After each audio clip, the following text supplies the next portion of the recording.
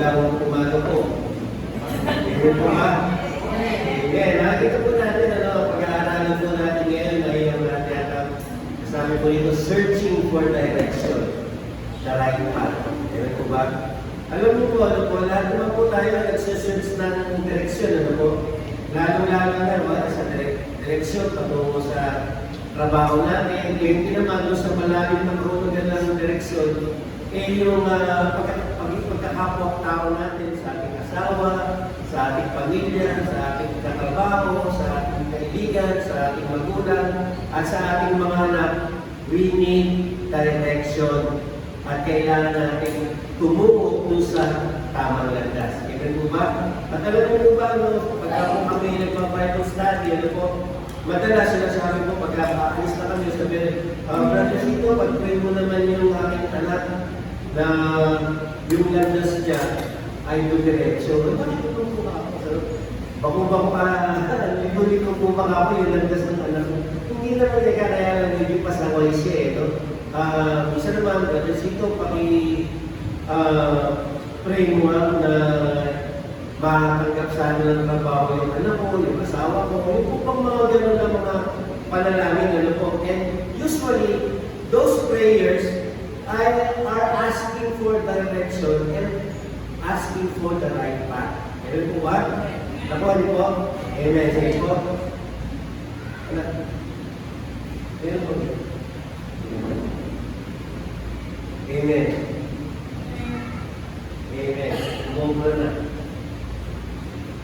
Ay, maraming salamat. Salamat.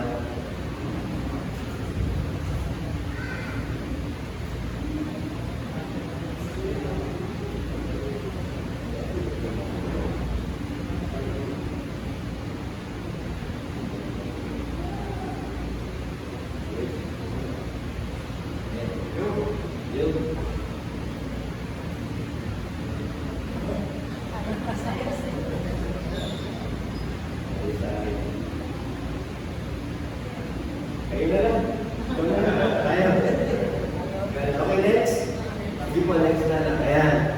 Basahin po natin yung Proverbs 3, Number 5, sabi, trust in the Lord Yeshua with all thine heart and lean not unto thy own understanding. Sa Tagalog po, tumiwala ka sa Panginoon Yeshua ng buong puso mo at huwag kang manalig sa iyong sariling kaunawaan.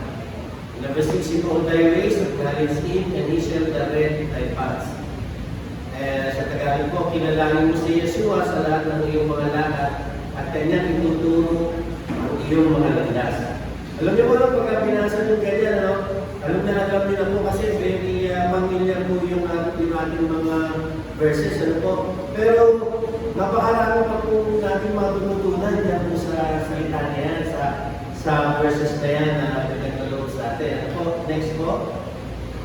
Ang una-una kong napansin, sabi rito, the unreserved trust. Ano po ibig sabihin ng unreserved trust? It refers to complete unqualified confidence in someone or something without hesitation or doubt.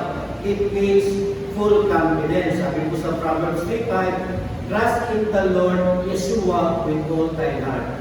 Bakit po sinabi ng Panginoong Yeshua na trust me with all of your heart? Bakit po niya sinabi? Ang gusto po niya, magkaroon tayo ng unreserved trust. Yung complete trust po sa ating Panginoon. Yung complete confidence po na meron tayo pagdating po sa ating Panginoon. Ang nagiging problema po kasi, minsan pagka sabihin ko na po, minsan hindi naman with all of my heart natin pinagkakatiwalaan ng ating Panginoong Yeshua. Pero hindi naman kasi sinabi na trust in the Lord with a little bit of your heart.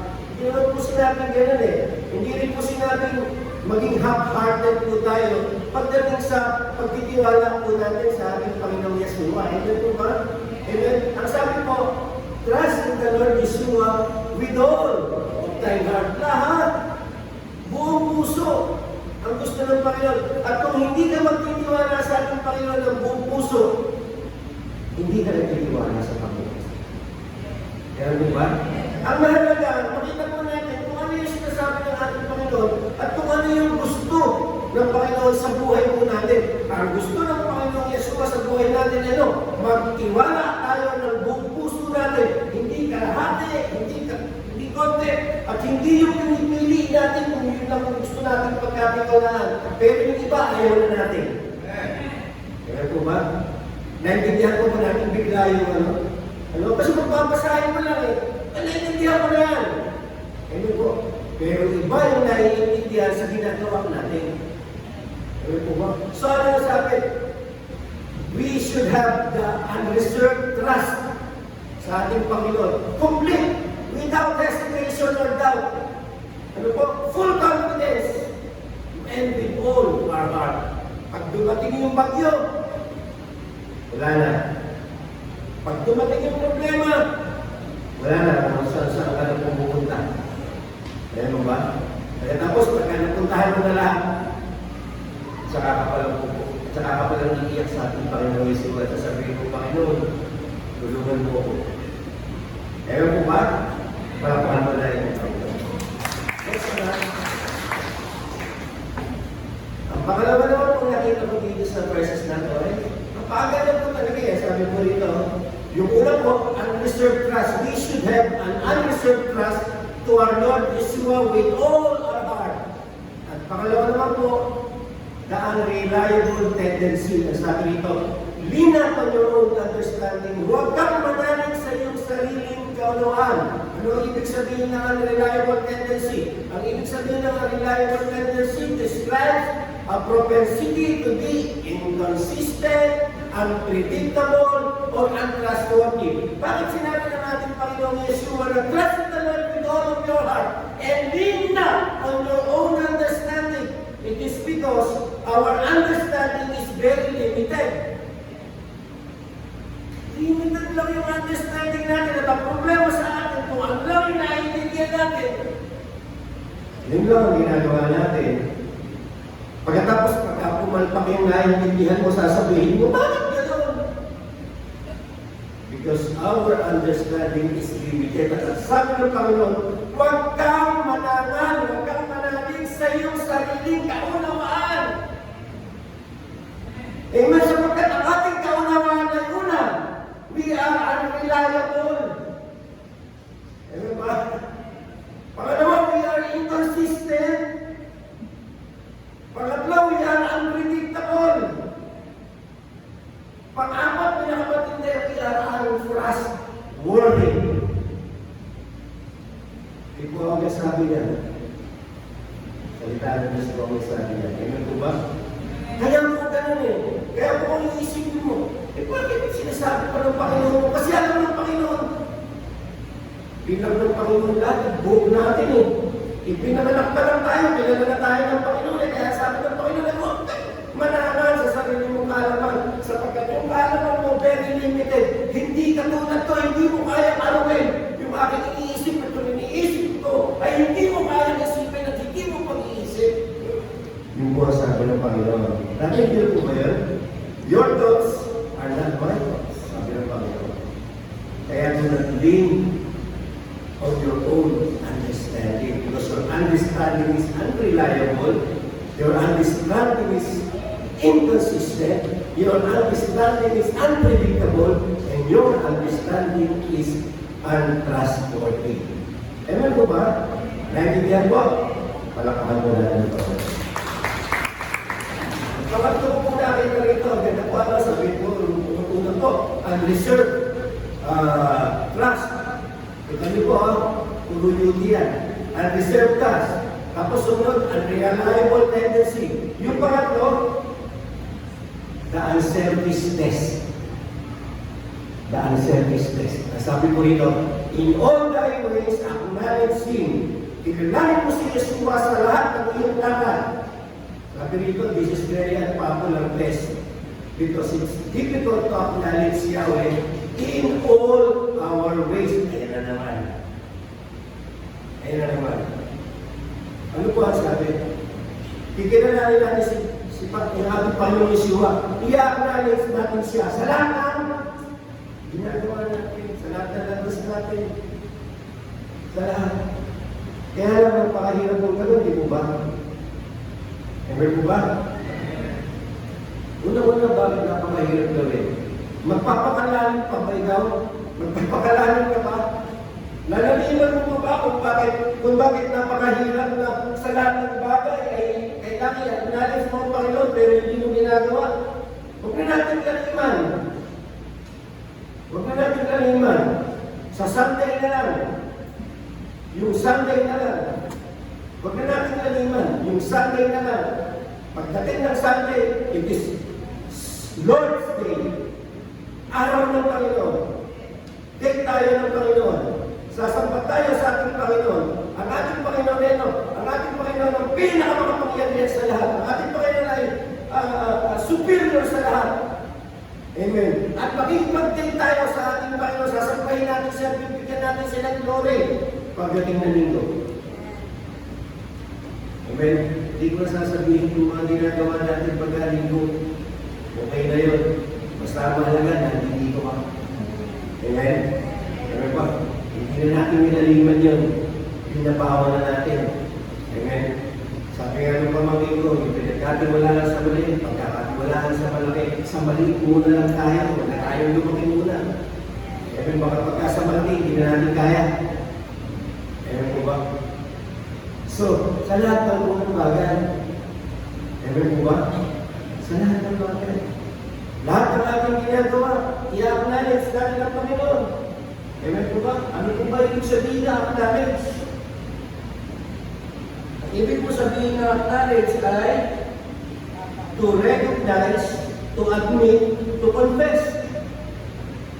To recognize, to admit, to confess. Yung po ang meaning ng acknowledge. We must acknowledge His person. We must acknowledge His preeminence. We must acknowledge His purpose, His plan, His parameters, His present, and His path. Yun yung kailangan natin i-acknowledge. I-acknowledge natin that our God, Yeshua Christ, is superior. And to see. Ayan po ba? Nakuha po yun. Kaya sinasabi niya, i-acknowledge mo siya sa lahat ng bagay na ginagawa mo. I-acknowledge mo siya kung paano mo nakikipagkapwa-tao. I-acknowledge mo siya kung paano nakikita sa labas. Yung buhay mo, i-acknowledge mo siya. At i-acknowledge mo rin na ikaw ay tao. Amen? Huwag kang maging superior pa sa Panginoon. Amen po ba? Nakuha niyo po ba? Palapakan po natin ang Panginoon. Sabi po dito, acknowledge His Lordship, His authority, acknowledge that His thoughts are not our thoughts and His ways are not our ways. Amen po ba? What we feel we should do, what we think, but to acknowledge God in everything we do is the challenge. This is where most Christians fail the best. Kaya tayo nag-fail. Makalimutan natin i-acknowledge yung pinakasuperior sa buhay mo natin, yung pinakamakapangyarihan at yung ating median. Kung ba nanonood ako ng Netflix, ang pinapanood ko yung Mandalorian Star Wars. Ano po. At ayun pala, Transformer pala yan, Transformer. Nakapanood pa nagpunta si Prime. Basta Prime, yung pinaka-Prime niya, si Optimus Prime, nagpunta siya doon sa mundo nila at nakita niya yung maker niya. Sabi ng maker niya, I am your maker, sabi niya, and you have to do what I want you to do because I am your maker. Sabi niya, Optimus Prime, yes, my maker. Nakuha niyo po ba? And who was our maker? Who is our maker? The Lord Yahweh. Who is superior? The Lord Yahweh, the Lord Yeshua Christ. Who have preeminence? Amen po ba? Bakit ganun? we do not acknowledge Him in all our ways. Ano, pinipili lang natin yung ways na ina-acknowledge natin siya. Pagka-linggo, ina-acknowledge natin siya. Pag Monday, hindi ko na alam. Pag Tuesday, lalo na. Pag Wednesday, acknowledge din ulit natin siya kasi prayer meeting natin yun. Kaya lang, hindi natin ina-acknowledge. Minsan na tayo sa prayer meeting, Zoom na lang yun. Sabihin natin, wala tayong doon. Diba? Amen? Amen? Amen. Acknowledge natin siya. Sa mali tayo mag-umpisa. Kasi pag hindi tayo nagsimula sa mali, hindi tayo makapunta sa mas malalim. Huwag na tayo magpakalalim-lalim, magpakamalunod pa tayo. Mag-umpisa na lang muna tayo sa madali at sa matutuwa ang Panginoon. Amen po ba? Amen? Amen? Palapakan mo na rin. Next po. Ito na yun. Bago na tayo matapos. Okay, yung pangalawa is the undeniable truth. Sabi niya, hindi siya direct path. At kanya ituturo ang iyong mga landas. The spoken truth is simply this. Without Yahweh, without Yeshua Christ, you're going to be lost. Without Yahweh's leadership and guidance, you're going to have no idea where to go and what to do. Pagka lost ka, hindi mo alam kung ano yung gagawin mo. Kaya huwag na kayo magtaka kung bakit may mga tao, ay, ugali na ito. Napakagaspang ng ugali na ito. Ano? Tinulungan mo na, lahat ginawa mo na, masama ka pa. Ako ngayon, because he is lost. He is lost. Ano po ba? May naliligaw siya. Ano po? Kaya po makikita natin,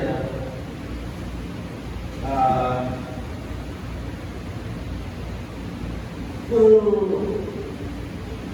aanin natin yung talata natin, sabi dito, if you do not trust in the Lord, kaya sabi niya, trust in the Lord with all my heart. If you do not trust in the Lord with all your heart, and if you do not lean on your, but if you do lean on your own understanding, and if you do not acknowledge Him in all thy ways, He will not direct your path. Kaya po napaka-importante po ng mga talata na yun.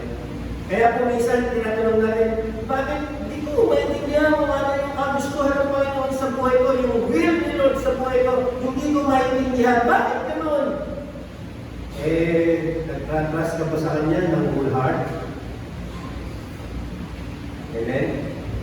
Hindi ka ba naglilin sa iyong sariling pag-unawa? Ina-acknowledge mo ba siya bilang yung Diyos na tagapagligtas? And then if you will do that, sabi ng Panginoon, ano po? And He shall direct thy path. At Kanya ituturo ang iyong mga landas. Ayan po ba? Amen? So, pag ginawa mo yun, pag hindi mo ginawa yun, you are lost. Kahit anong gawin mo pa, kahit saan ka magpumunta, lahat ng direksyon patutunguhan mo, maliligo ka kasi bakit?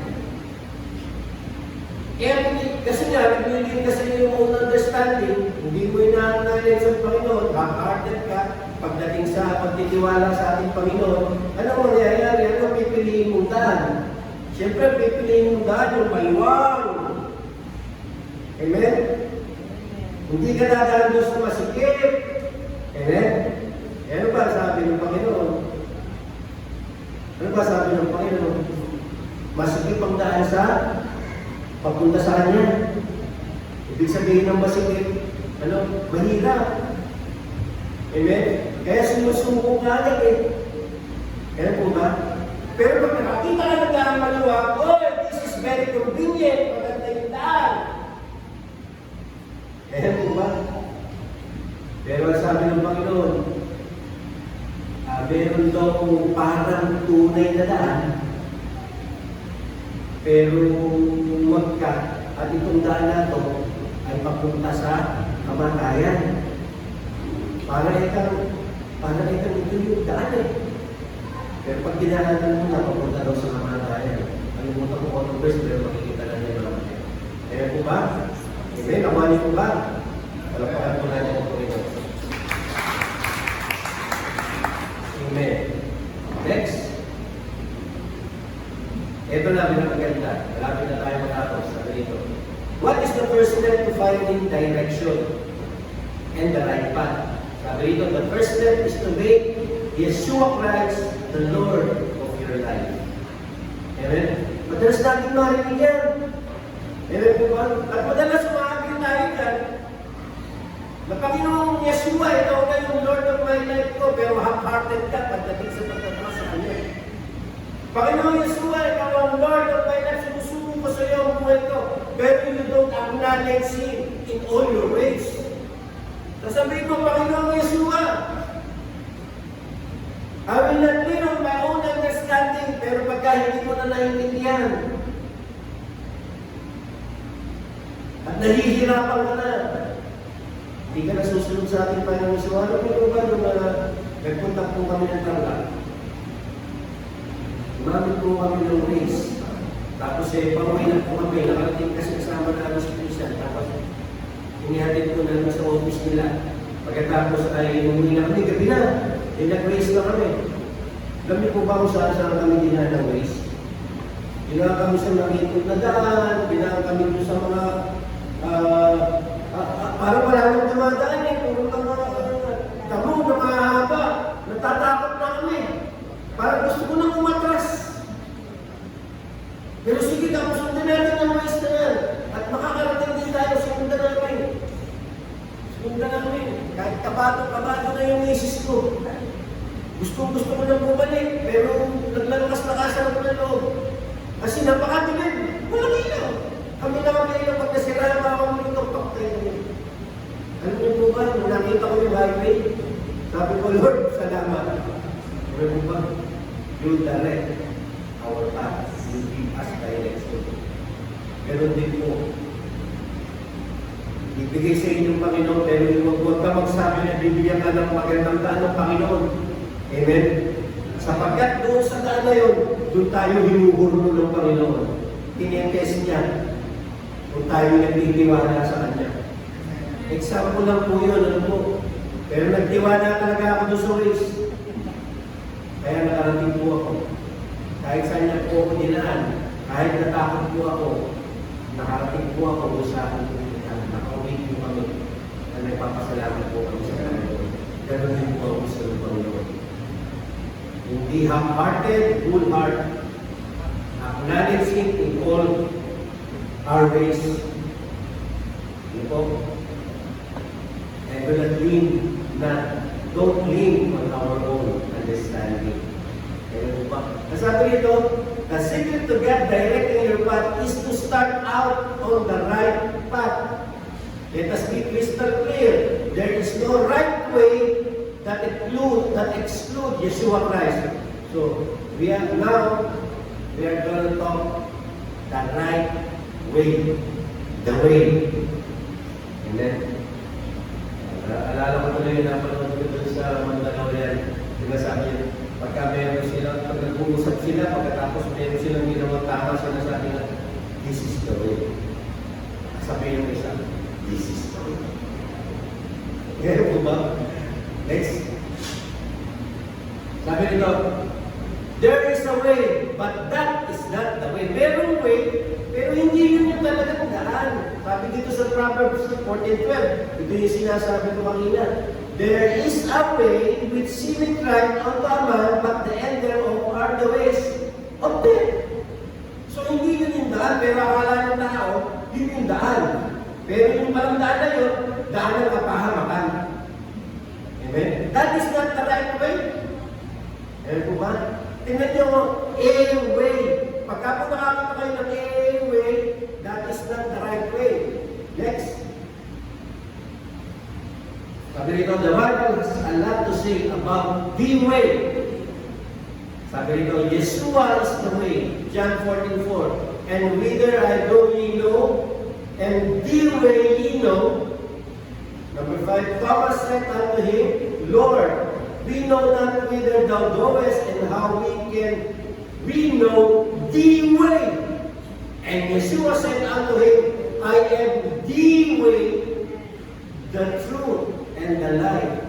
No one cometh to the Father but by me. Acts 4:12. Neither is there salvation in any other, for there is none other name under heaven given among men whereby we must be saved. So, sino yung the way? Ang Panginoon natin Yeshua ang the way. Amen? Hindi siya our way. Siya yung the way. Amen? At ano ang sabi ko dito? Kaninong pangalan daw po? Ano? Under heaven giving among men whereby we must be saved, na tayo maliligtas. Kaninong pangalan? Pangalan po nino? Ni Yeshua Christ. Pero kung pabisita tayo, matas ka po ng kamay. Amen. Kaya huwag ka mag-alala pagka sinabi namin Yeshua Christ. Kasi yung Yeshua Christ, pangalan niya talaga sa Hebrew. Amen? At ang gusto natin gawin yung pangalan ng Panginoon, ng ating Panginoon dito, ay talagang original name niya sa Hebrew. Yun, Yeshua. Amen? Pero walang problema, kumitin mo rin yung Jesus, okay na. Eh ba? Nakuha mo na. Tampakan natin ang Panginoon. So, ano? Sa pangalan lang ng ating Panginoon Yeshua, tayo maliligtas. Ano po ba? Next, ano? The Christian life is called the way. Mark 10:52 sabi, and Yeshua said unto him, go thy way, and he chose to follow Yeshua in the way. Inutusan niya, nung niligtas na niya itong tao na sinabi niya, go thy way. Pero hindi siya pupunta doon sa kanyang daan, kundi ginusto niyang i-follow ang ating Panginoong Yeshua saan? Sa the way. Bakit? Because Yeshua is the way. Nakuha niyo po ba? Harapan ko. Next na. Hindi lang to. Ilang po Christian lang. Ano po? Proper parenting is called the way. Kasabi po Proverbs 22:6, train up a child in the way he should go, and when he is old, he will not depart from it. Ano po ibig sabihin yan? Hindi na po ibig sabihin yan. Turuan mo yung inyong anak. Hindi. Ang sabi ng Panginoon ay kailangan makilala ako ng anak mo because I am the way. At pag nakilala ako ng anak mo, hindi na yan lalayo sa akin. Hindi na yan magtitipad sa atin. Diba po ba? Huwag mong lalayin nun. Babawan lang natin. Diba po ba? Kasi pag nagpusa tayo sa mababaw, mapupunta rin tayo sa malalim. Naintindihan? Yung pinaka-importante, ano ba ang pinaka-importante? Ituro mo. Siya yung anak. Ano yung pinaka-importante? Ang importante, masave yung anak mo at makilala niya ang the way. Walang iba, kundi ang ating Panginoong Yeshua Christ. Dahil kung hindi mo ginawa yan, eh wala. No direction. Hindi makakarating sa right path.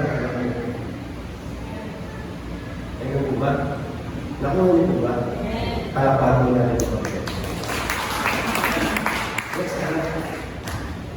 Okay, sabi dito. The correct biblical doctrines of the Bible are called the way. Bakit? Acts 18:25. This man was instructed in the way of the Lord, and being fervent in the Spirit, he spake and taught diligently the things of the Lord, knowing only the baptism of John. 26. And he began to speak boldly in the synagogue, whom when Aquila and Priscilla had heard, they took him unto them and expounded unto him the way of God more perfectly. Hindi lang po the way ng ating Panginoon Yeshua Christ, siya rin po ay the way of God. Alam mo ba? So what we are going to do, we should trust in the Lord Yeshua with all of our heart, and do not lean on our own understanding, but in all your ways, acknowledge Him, and He shall direct your path. Alam po ba? Pag po ba nasunod natin yung talatang ito, ano pong mangyayari? Magkakaproblema ka pa ba? Oo, magkakaproblema ka. Pero may tutulong sa iyo, may magkakayanin sa iyo sa tamang landas. May ba hindi katulad ng kayo dito? Ikaw ay lost. Mamaya pag-usapan natin yung lost. Pero, nung oras na ba? Hindi pa naman. Next. Anak, next. Ayan. Ayan ang problema. Here is the problem. Tira niyo po mabuti, ha? We are all gone out of the way. Everybody that has yet to be born again is out of the way. If you're not saved, you're out of the way. You're lost. Ang sabi po sa Romans 3:10, as it is written, there is none righteous, no not one. 11, there is none that understand, there is none that seeketh after God. Sa 12, they are all gone off the way. They are together become unprofitable. There is none that doeth good, no, not one. Yan po yung kalalagayan ng mga out of the way. Yan po yung mga kalalagayan. Yung ginamit natin kanina, yun yung dapat natin gawin. Yung ginamit ni Sister Julie, yun yung dapat natin gawin. Ay, nandito yung mga yung dalawa pala. Sorry. I'm old way. Amen. So, ganun na lang. Sabi ko dito. We are all out of the way. Yung out of the way po tayo. Wala pa tayo sa the way. Hindi pa namin nakikilala ang ating Panginoong Yeshua Christ as the way. May direction po ba buhay natin? Wala. Nagkikwento ko na naman sa inyo yung buhay ko. Hindi ko na ikwento sa pagkakikwento mo. Magtatagal lang po tayo. Amen. Yun na yun. Amen po ba? Amen. Palakpakan po natin ang Panginoon. Next. Kung merong problema, may sagot ang ating Panginoong Yeshua. Sabi ng Panginoong Yeshua, Yeshua went out of the way to save those that were out of the way. Ang Panginoong Yeshua ay Diyos na nagkatawang tao. Ano po, namatay ko sa krus ng Kalbaryo para iligtas tayo ng mga makasalanan. And after 3 days na buhay sa uli, pinahirapan siya, nagsakripisyo siya. Dapat tayo ay pahirapan tayo, saktan tayo, mamatay. Hindi, tinubos niya tayo, ginawa niya tayo. Siya yung naging parang ransom. Amen? Tinubos niya tayo. Saan ka na nakakita? Ang Diyos, the Diyos, He is the way, but He goes out of the way to save those who are out of the way. Amen po ba? Uwi, dali. Amen? Nakuha niyo po? Nakuha niyo? Paano natin ito? Next po. Malapit na po tayo matapos. Pero hindi ko na po pabubuksan yung Luke 15. Sabi po dito, yung the parable of the lost coins. The silver was lost. It was lost and didn't know it and didn't care. Nawala yung silver. Nawala siya. It was lost. Hindi niya alam kung paano nawala, pero wala siyang pakialam. Yung sa pangalawa na, the parable of the lost sheep. The ship was lost, nawala yung ship. It was lost and knew it, but didn't know how to find it way back. Nawala siya, alam niyo na naligaw siya, pero hindi na siya makabalik. Ganun po kasi talaga yung ship eh. Ewan po ba? Yung pangatlo naman, the parable of the lost son. He was lost, he knew it, and knew how to get back. Ewan po ba? Naligaw. Naligaw. Kinuha yung yaman niya, yung kanyang yung parte. Kinuha niya.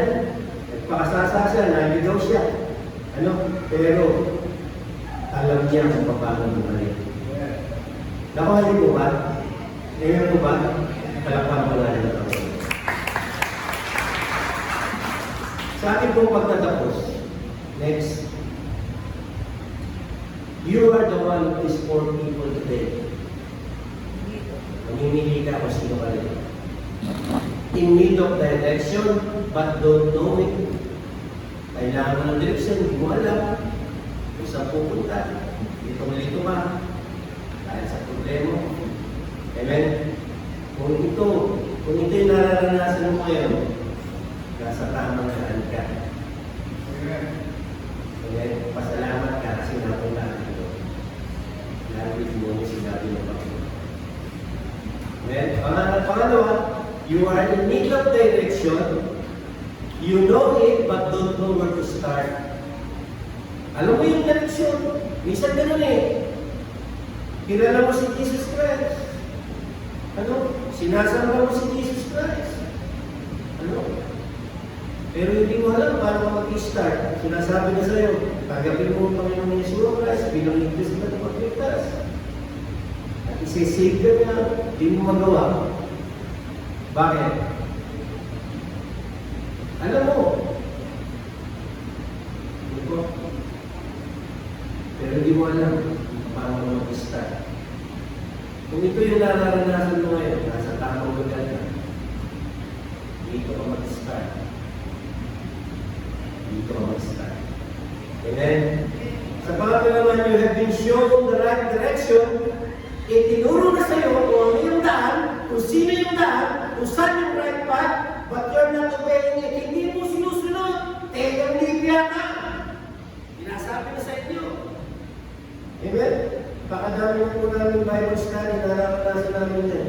Bible study ng 1 year, Bible study ng 2 years, pero ngayon, hindi tinatanggap ang ating Panginoong Yeshua Christ. Sa 1,000 beses ito namin pinapaliwanag kung paano magsisimula at maligtas. Pero nagteteng yung Libya. Ayaw eh. Ano?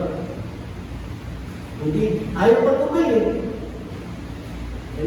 Ang gusto lang niya, ayaw pag-obey lang siya kung kaya niyang i-obey. Pero kung hindi na niya kaya, bahala naman yan. Kaya kung ba't kapal mo na yan, kung ikaw yung tao ko, o ikaw yung tao ko, you have found your direction and you're pursuing it with all of your heart. Tayo tumayo.